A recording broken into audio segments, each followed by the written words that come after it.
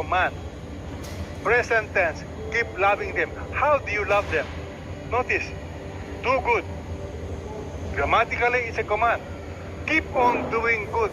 Not just do good once a day. Keep on doing good to them. What else? Bless. Keep blessing those who curse you. Again, present imperative tense. Keep on blessing them. The word blessing is to wish them well. Keep on wishing them well. Think of how you can be a blessing to them. Pray for those who mistreat you. Pray. Present imperative tense. Keep on praying until it becomes a habit.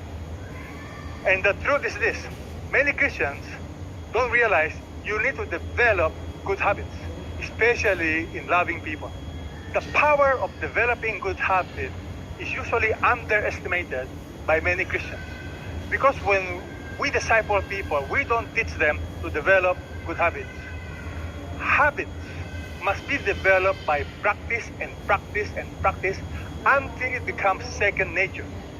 What do I mean? Let me give you an example of this world-famous coach. His name is Tony Dungy. Tony Dungy was the first African-American coach to lead the football team in the World Series championship game. And he became the first to win the World Series. He is also in the Hall of Fame. Now, what was his secret? When he took over the Tampa Bay Buccaneers, they were a losing team. But he decided to introduce his effective method. It's called developing habits. He taught them certain plays until it became a habit. His theory is this: in the actual game, by the time you think it's too late, he wants his players to act with instinct. Why? Because they've mastered certain habits. The owner of the team was not so impressed at first until they began winning. Why? The power of habits that can only be acquired through practice. Let me ask you, do you have any habits that you have developed when it comes to loving people? I'm going to show you a picture of 3 famous athletes. You know all of them. You know Steph Curry, you know Tiger Woods, and you know Michael Phelps. Let me ask you a question. What's so unique about the 3 of them? They're good at their respective sports. Not just good, they are excellent. But what's a common denominator? Not just excellence. They practice and practice and practice. They are disciplined. People don't realize Steph Curry would practice for hours. He would shoot thousands of balls. Tiger Woods would practice hours, go to the gym, hit balls, go to the driving range. Michael Phelps, I was shocked. He would swim 80 kilometers a week, over 10 kilometers a day. I'm just thinking, for me, to swim 1 kilometer a day, and I swim almost every day, I'm tired already, just 1 kilometer a day. These guys practice, practice, and practice.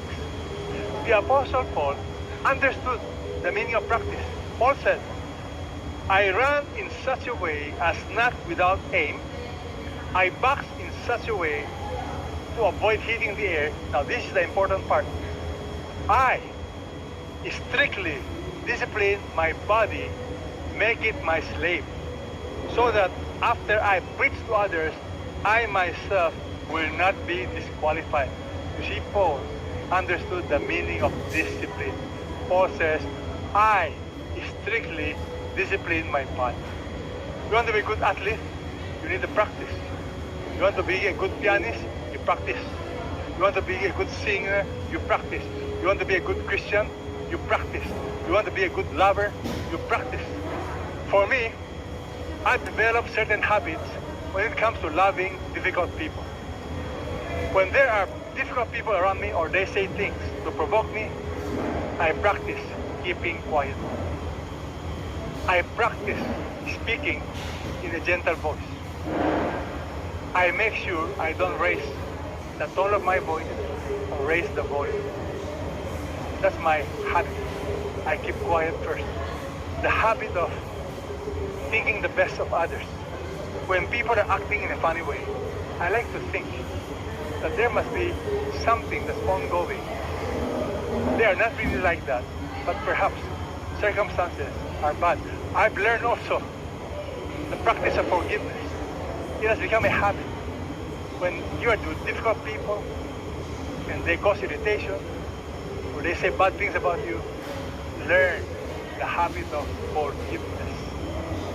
I've discovered hurt people hurt others. Empty people, they empty others. Learn to practice the habit of empathy. Have you developed any habit? Practice good habits, loving people. The next principle of loving like Christ is reach out. Many times we retreat from people. You need to practice this habit of reaching out, not withdraw, not retreat. What do I mean? Jesus tells us, treat others the same way you want them to treat you. That is Jesus. Notice, treat others the same way you want them to treat you. This is different from philosophers like Confucius. What you do not want done to you, do not do to others. It seems almost the same, but it is different. What do I mean? Jesus said, do to others as you want them to do to you. What is the big difference? The others, it's all about passivity and being negative. Don't steal from me because I don't steal from you. Do not do to others as you don't want them to do to you. But Jesus is different. Jesus is saying, do to others as you want them to do to you. Let me give you an example. If you see somebody driving a car and then there's a flat tire, what will you do? It's only the teaching of Jesus that will compel you to stop and help that driver with a flat tire. You know why? Because Jesus said, do to others as you want them to do to you. It's proactive. It is reaching out. When you see somebody hungry, what do? Well, according to Jesus, do to them as you want them to do to you. If you're hungry, what do you want people to do to you? You want them to feed you. And that's why the command, the teaching of Jesus is really to reach out to others, not passivity. Those who love you, what credit is that to you? Even sinners love those who love them. Notice, if you do good to those who do good to you, what credit is that to you? For even sinners do the same. If you lend to those whom you expect to receive, what credit is that to you? Even sinners lend to sinners in order to receive back the same amount. In other words, God has given us a different standard. I've heard of many sincere Christians who are not discipled properly. You know what they tell me? I've forgiven the person, but I will not want to meet that person again. What are they doing? They are not reaching out because they don't understand what is true love. I remember a leader. There were some disagreements, some misunderstandings. I reached out and I was shocked. The person doesn't want to talk to me. So what do we mean by reach out? I did my best. I would text. On his birthday, I will send greetings. On Christmas, I will send gifts. But you know what? I can only do so much. No response. But you see, love is reaching out. Are you reaching out? As somebody once said, civility and tolerance are low standards. Jesus did not say tolerate your enemies. Jesus did not say tolerate difficult people. Jesus tells us, love them. Go out of your way. Love them. You answer hatred with love. To love like Christ, you must practice. Inspect yourself. What do we mean by inspect yourself? Many times, we want to inspect others. The Bible tells us, why do you look at the speck that is in your brother's eye, but do not notice the log that is in your own eye? How can you say to your brother, let me take the speck out of your eye, and look, the log is in your own eye?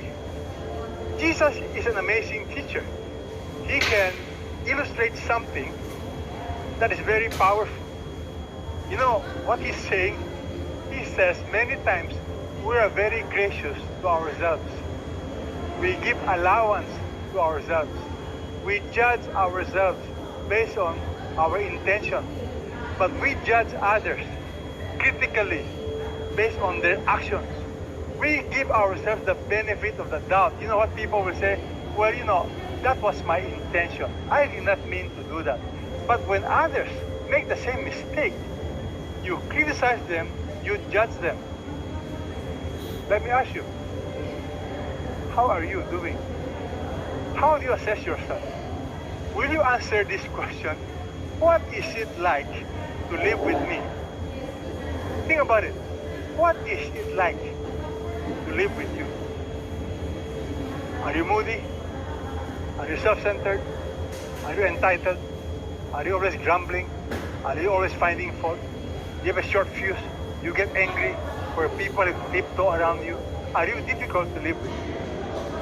The truth is, we are all difficult people at times, especially when we are not controlled by the Holy Spirit.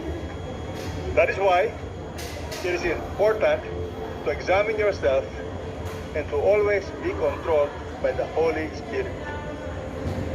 The next principle I want to share with you is to love like Jesus, you need to understand the principle of surrendering.